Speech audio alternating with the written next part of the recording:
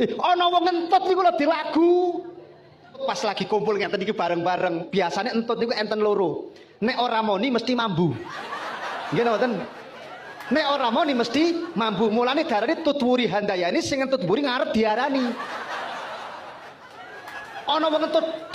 Entut niku tergantung ukurannya bokong. Nek bokonge cilik monine pit. Nek bokonge rada gedhe, tut. Nek bokonge gedhe kaya sampean-sampean niku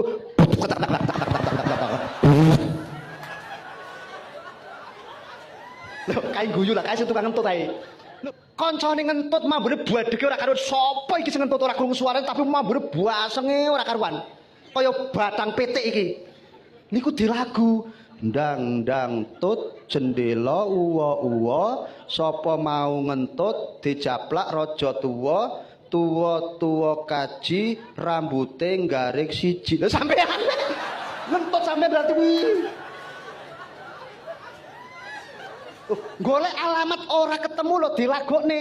Sapa-sapa sing weruh omahe mbok kayu gudeng ayo tengklik jaran ayoran rantai sepur ayo pur purwa ketok ayo to tongkol baru ayo rumah sakit ayo kidang melayu ayo yuyu kangkang ayo kanggo gawe ayo wedang kopi ayo pindang asu ayo sugih raja ayo joko mendem ayo demek pentil til ayo telo mambu ayo buka tenong ayo nongko mateng ayo tengkak tengki tengkewek sing jaga sound system jembewek.